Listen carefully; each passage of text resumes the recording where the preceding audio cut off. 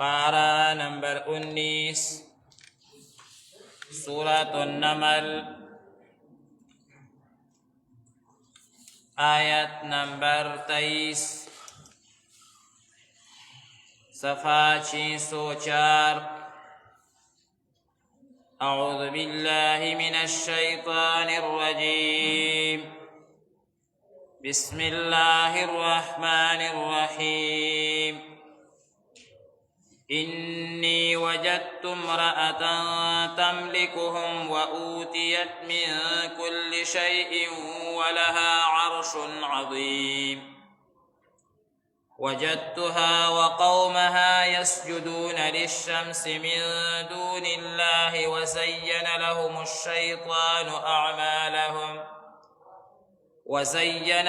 الشيطان أعمالهم فصدهم عن السبيل فهم لا يهتدون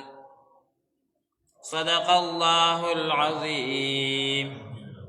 بسم الله الرحمن الرحيم إني وجدت بشكا ما أمندا امرأة يوخزا تملكهم شباشاي كولا پديباني وَأُوتِيَتْ وَرْكَرَ شَوِيَ ما أُمُنْدَلَدَا وَقَوْمَهَا أو قوم ددي يسجدون يغي سجد كلا للشمس نورتا من دون الله سوى دا اللانا وزينا أو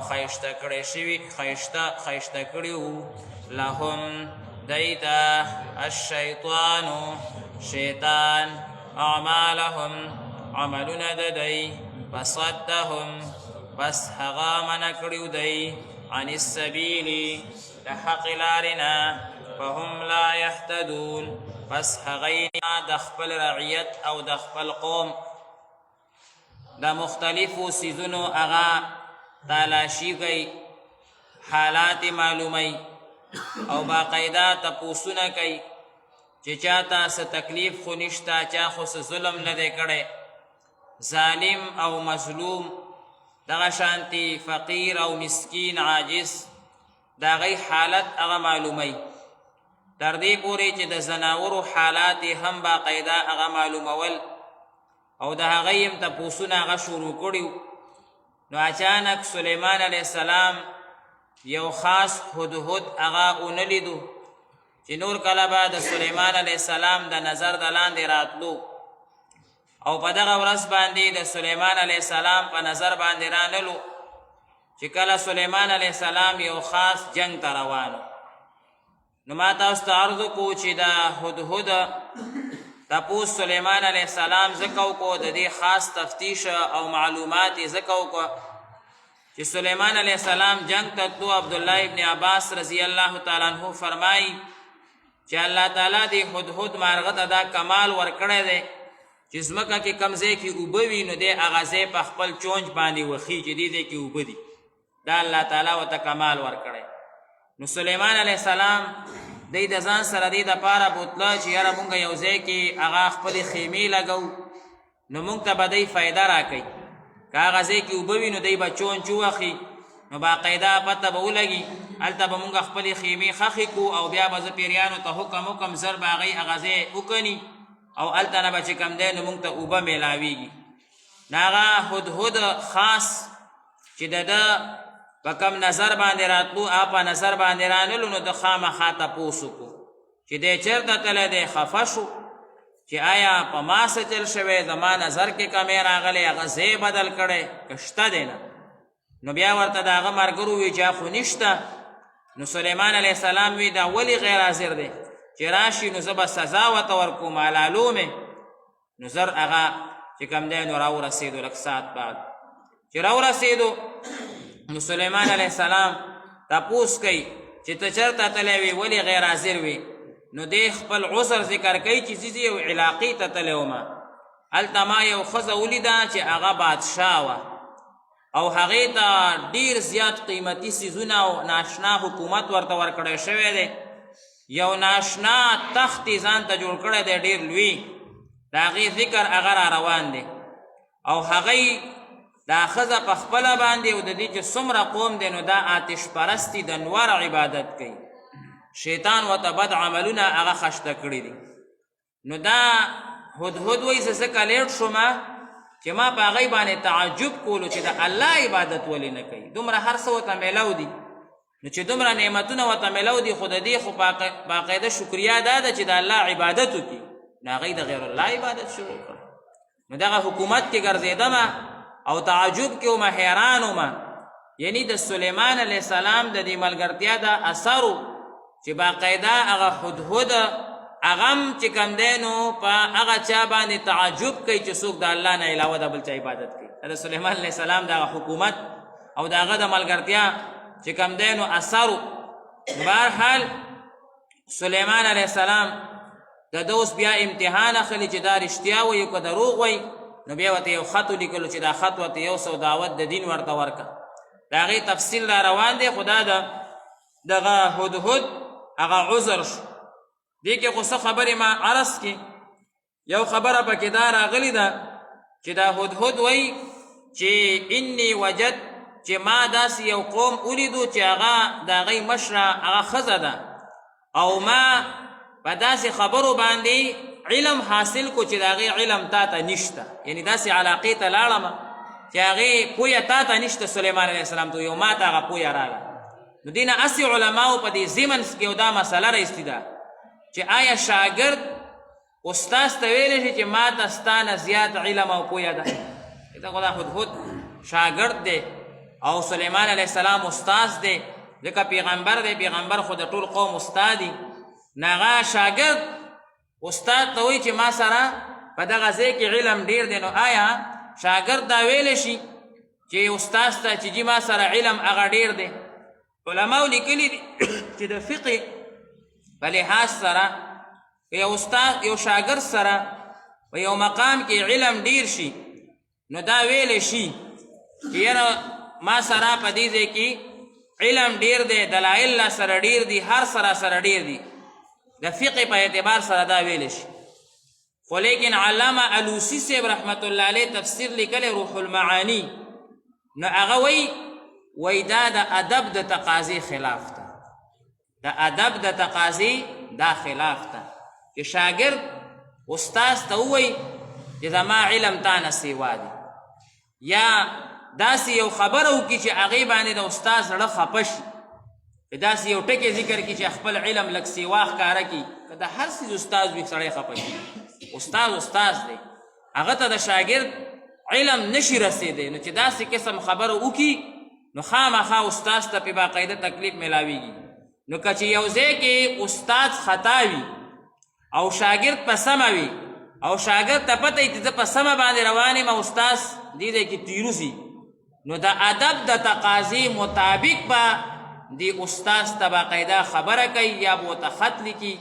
یا به داسې یو کمال اختیاروي چې د استاد خفه هم نشي، د زړه ته نقصان ونه رسي.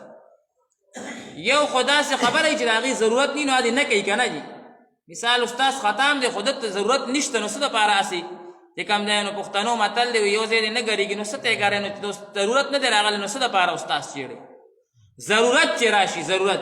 نو بیا به داسې طریقه اختیاروي چې د استاد زړه ته تکلیف ونه رسي. مولانا ذکریا صاحب رحمت الله علیه فضایل اعمال چې لیکلی، فضایل اعمال لیکلی چې دی نو د دی یو شاګرد دی او یو کتاب یې لیکلی دی. هغه کتاب مولانا ذکریا صاحب رحمت الله علیه ته رااستی، نو هغې ته وایي چې دا کتاب تاسو وګورئ چې کوم ځای کې خطا وي نو هغه تاسو کټ کړئ. نو شیخ ذکریا صاحب رحمت الله علیه څه ځایونه قلم ته وکړی دی، نو چې دا ځای کټ کا. نو واپسۍ کې هغه شاګرد جواب لیکي چې جی ستاسو په خبره زه اړو سوچ. ذکریا صاحب رحمت الله علیه د خپل استاد دومره ادب کړی دی، دومره ادب یې کړی دی چې هغه ادب تاریخ حیران دی. تاریخ د دې استاد دی مولانا خلیل احمد صاحب رحمت الله علیه سهارنپوري، په دې کتاب کې ډېر ذکر دی د فضایل اعمال کې د هغې به چې کله هم حج ته تلو نو شیخ ذکریا صاحب وایي کله به ما سره پیسې نه وي، ما به وایي چې ځم در سره ځم. وایي یو پیره هغې ووایي چې زه په دې کال حج ته روان یم، بحري سفر باندې پخوا خلکو حج کولو، په هغې وایي 9000 روپۍ خرچه راتله. نو وایي ما چې کوم دی نو ذهن کې راله چې یاره دا حج ته خو ځم د استاد جي سره ځمه نو استاد جي چاراندام کولو نو اچانک مې ذهن کې راله چې بس زه ورته ویمه چې ځم در سره ځم در سره وایي ورته مې چې څنګه ووي چې یاره ځم در سره ځم نو وایي سخت راته غوسه شو مخ یې سور شو راته وایي ظالمه 6 زره در باندې زړې قرض دي ما ته دومره پورې د ما حالات ورته معلوم 6 زره در باندې قرض دي په 9000 حج کېږي دا 15000 روپۍ به ته کوم ځای نه ورکوې 15000 روپۍ د نن زمانې نه دي دا د نن نه د 100 کالو مخکې دي 80 کالو مخکې دي دا 15000 روپۍ به ته کوم ځای نه ورکوې ما ورته وایي جي تاسو نه بغیر به زما دغه ګران دی تاسو به حج کړي او زه به دلته یم دا ما نه نشي کېدی زه به ستاسو خدمت کوم ذکریا صاحب وایي چې په سمندري سفر کې به استاد جي تراویح نه پرېښودې دغه نفلونه به یې هغه نه پرېښوده د شپې تهجد به یې هغه چې کوم دی نو نه پرېښوده او دا سفر چې دغه شروع کېږي د بحري سفر د حج نو دا 3 میاشتې پیله شروع کېږي رمضان نه مخکې شروع کېږي نو وایي په تراویح به یې په هغې کې هم نه پرېښودې نو وایي ما به هم جمع ورکوله هم مې ورته تراویح پړاولې قرآن مجید به مې ورته مخکې وي او بیا په میس کې به چې خلک دا 4 رکعاته چې وکړي نو لږ غونتې کښېني که نه دي نو وایي مونږ به لږ ډېر کېناستو راوروسته به شم استاد ته به مې چاپي موږه هم امام وم دا به مې نه کته چې زه امام یم خو زه خو شاګرد ما به دې ته کته چې زه شاګرد یم راوروسته به شو او استاد جي به ته مې چې جي خپې اوږدې کوي ښه ټیټ چاپي به مې کوم بیا مې وایي چې اوس چې کوم دی نو ځان تیار کړي دومره ادب او احترام د خپل استاد یې هغه چې کوم دی نو کړی یو بل عالم هغه لیکلي دي چې ابا ما ښکته نه تویولو کله به ما په سر ووینځلو په هغه خیرو باندې هغې دا زما د استاد د ټوپۍ خیري دي دومره ادب والا خلک نن سبا استادانو ادب څوک نه کوي د دې وجې نه علم نشته د دې وجې نه پوهه د دین هغه چې کوم دی نشته نو بهرحال علامه الوسي صاحب وایي چې یو استاد بعضې ځای کې دې کې یو بله خبره ماته رایاده شوه شیخ ذکریا صاحب رحمت الله علیه یو کتاب لیکلی دی بل نو په هغې کې یو شاګرد دی په هغه باندې اعتماد دی نو هغه ته یې استولی دی چې دا کتاب ته لږ وګوره بعضې شاګرد قابلي نو استاد ورته کتاب واستوي چې دا ته وګوره دا د چاپ کومه هسې نه څه خطا وي پکې څه نو باقاعده صراحتا یو ځای کې شیخ ذکریا صاحب خطا شوی دی انسان دی غلطي ترې نه شوي ده باقاعده یو ځای کې صراحتا غلطي کړې ده نو شي هغه شاګرد چې دغه غلطي داسې ده چې ډایرکټ پې پوهېږي نو ډایرکټ ورته چې شیخ ذکریا صاحب پې نظر پرېوتی نو ښکته یې ورته لیکلي یہ تو میں نے صریح غلطي کی ہے دا خو ما واضحه غلطي کړې ده ما واضحه غلطي کړې خو داسې ورته نه چې استاد دا تا غلط لیکلی استادانو ته به دا ټکم نه وایي چې دا تا غلط ویلي داسې ناشنا خلکو نو بهرحال استاد ښه نو دې ځای کې بیا دا هدهد سلیمان علیه السلام ته ولې وایي چې ما سره علم ډېر دی دا عذر ذکر کړي دا دې وجه نه وایي چې خپل علم سوا دا یریږي سلیمان علیه السلام یې العلوم دی دی وایي نه دا لږ خبره زما اوري ما ته لږ یو نوی غوندې علم حاصل شوی دا نه وایي چې زما علم تا نه سوا دی دا د عذر په بنیاد باندې ذکر کوي چې زما عذر قبول شي ځکه چې د علم خبره ورته وکړمه نو دی به خامخا هغه چپکېږي اني وجدت امرأة ما ته یو داسې ښځه مې ولیده دا ښځه څوک وه د دې نوم دی بلقیس او یوې ښځې سره نکاح کړی دا اختلافي مسله ده چې انسان د جناتو سره نکاح کولی شي او که نه شي کولی ځینې علما وایي کولی شي او دا خبره وایي غلطه ده دا بعضې کتابونو کې یا بعضې خلکو نه چې دا اورېدلي شوي دي که نه چې د جناتو ماشومان ډېر پیدا کېږي په یو ځای باندې نه دا غلطه بالکل کتابونو لیکلی دی چې د جناتو هم دغه شانتې ماشومان د زنانو نه پیدا کېږي څنګه چې د